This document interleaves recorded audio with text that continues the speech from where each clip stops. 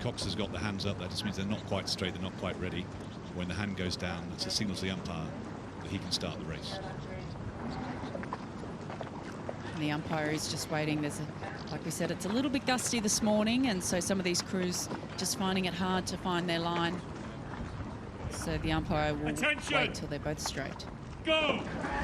And we have a start in the Britannia Challenge Cup. In the Bark Station is the Thames crew, but it looked to me like Bayer Leverkusen in the Buck Station on the right-hand side got away really strongly out of the blocks there. It looked like Thames were left there for a fraction of a second. Yeah, the Bayer Leverkusen, they're really levering the blades to the water, using their legs and their weight and power. You can just see the boat really efficiently pulling away off the start with great acceleration. And it looks like they're taking the lead. It's hard to see from this view, but certainly they're getting more strokes a minute. You can hear it too, the acceleration of blades to the water, the noise. They're so aggressive. You can see how high the rate is in the Bayer Leverkusen crew over the Thames Rowing Club crew. They just look much more aggressive through the front end there. The only thing is, in the stream, in the head breeze, do you pay for putting yourself out there that hard, that early? Well, I think they might do later on. As you can see, Bayer Leverkusen's a little bit of sloppy blade work, but that's because they're taking nearly 42 strokes a minute. For a Cox to off the start, 30, 40 seconds of the race, that's really quick. Thames are probably 3 or 4 strokes a minute less than that. They're trying to get into a longer rhythm. But the thing is, they've got to fight here, because if they let Bayer Leverkusen get a lead, it'll be hard for them to come back. That's right, and this is the top crew from Bayer Leverkusen. They made the final of the Britannia and Thames Challenge Cups in 2014 and 2015, respectively. One of those members, Dominic Immort, raced in both of those crews. This is his third go at it, isn't it? Yes. Third time lucky. They're certainly no strangers. And we've spoken about in the commentary over the last couple of days what a difference it makes to race this event time and time again. Every time you come back, you learn something more, not only about match racing and this style of racing, but also about this river and about this waterway, which is unlike really anything else. Which is where the Coxes come in, of course, and we mustn't forget how important that is. And we often just focus on the athletes themselves, but the Coxes, they play such a phenomenal part. You know, you might superficially think they just steer. That's a tiny fraction of what they do, and particularly an event like this here at Henley, because there's some real tactics that go on, the strategy of how you race, when you make your move, when you push a little harder, and of course how you steer too. We talked about the booms earlier, but the wind has that effect of pushing you across. It can destabilise the crew, and even now, approaching Remnant Farm, it's going to really hurt the guys, but keeping them focused and keeping the 4 of them completely in sync, that's one of the Cox's jobs. That's right, and you can see the little coxswains' heads just behind the bow rower there, just poking up out of the bow of the boat.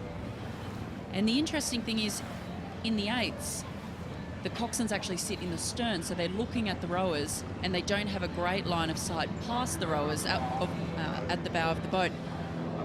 But I think that actually is a lot easier than coxing from the bow, because here, coxing from the bow, the coxswain can't see the rower. They rely on their feeling, and particularly for the Bayer Leverkusen crew, who are leading by quite a large margin now, it means that the coxswain can't actually see if there is going to be an attack mounted. They're not physically able to really look out of the boat and around the rowers to see what's going to happen. So I guess they would have some kind of a system whereby if they're in front, that maybe someone gives a shout if that other crew is mounting an attack or something like that. Yeah, the bow rower will generally communicate to see what's going on. It's certainly innate with the Cox looking forward. That's just highlighting what's the strategic part of their job, and actually looking at the crews and get the best out of the crews and the 8 people in front of them. Whereas here, yes, they've got the best view steering, but as you quite rightly say, they can't really see what the crew are doing and what the other crew are doing too. Although here, Bayer Leverkusen opening up a significant margin, they've got the advantage now where they're up, they can see Thames, what looks like 3 lengths behind, and they can sit back and they can start to relax. Your life becomes an awful lot easier. It's a wonderful place to be in a race, because the pressure starts to come off, and by no means is it easy from here on in, but it does make your life an awful lot easier. Yes, and in this race of the Britannia Challenge Cup, we have Bayer Leverkusen from Germany in the Buck Station, on the right-hand side, leading comfortably over Thames Rowing Club in the Bark Station on the left-hand side. And I didn't expect to see it quite such a big margin at this point. I've been watching Thames all week and they've looked really, really strong. This crew contains 3 of last year's crew that reached the final of the Brit, and that was Cox and Connie who won the Thames as well.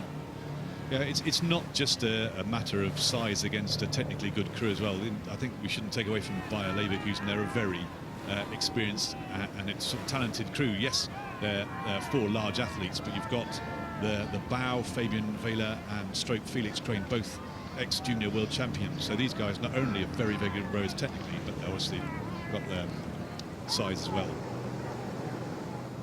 And they're making most of that power. You can see the stroke there. Bayer Leverkusen down at 33, 34 strokes a minute. And they've got these long, powerful stroke. And they're just quietly relaxing, going through their race routine, whereas Thames are having to fight now. They're taking an extra 1 or 2 strokes a minute. And that's really going to hurt them, and it's going to impact them as they come towards the finish. Yeah, we can see this German crew. They really are just swinging along quite nicely now. They look long and strong and confident, flowing really nicely around the back, whereas this Thames crew, they're really starting to struggle now. Their boat's rolling around just a little bit more. It is tricky conditions, though. Don't be deceived by what we see on camera. That is lumpy water. It's a bit gusty, but this crew from Germany are handling it just a little bit better, I think, than the Thames crew off to their right-hand side. They look really slick units there. You know, 34 strokes a minute coming towards the regatta enclosures. Just long, strong, really powerful, efficient strokes, and the boat's moving really nicely. And they come towards taking the stroke. You don't see the boat jerk and catch. It's always fluid movement, which is a good sign. It's a very efficient stroke. And talking about the coxswains, what do you think the coxswain would be saying, Jim, in this Bayer Leverkusen crew? Would you be starting to conserve a little bit now, knowing that they're going through to a final tomorrow? Yeah, certainly. There's no need for them to go flat out towards the finish because, as you said, they've got to prepare for a final tomorrow. They had quite a close race on Thursday against Agecroft, where they were pushed to a length of 3/4 closer than Thames are now, and quite a quick time of the day too. So absolutely, you want to have something left in the tank for tomorrow without risking losing today's race, of course. That's right. It's always a bit of a nerve-wracking call to make, I think, as a coxswain or as a rower, to decide to take the foot off the pedal, because anything can happen, especially when the water's a little lumpy and a little breezy. Don't want to make a mistake and end your regatta because you made a bad call. But here we come to the finish of the Britannia Challenge Cup race. And it was from start to finish, this Bayer Leverkusen crew from Germany took the race. In the Britannia Challenge Cup, it's RTHC Bayer Leverkusen Germany over Thames Rowing Club A.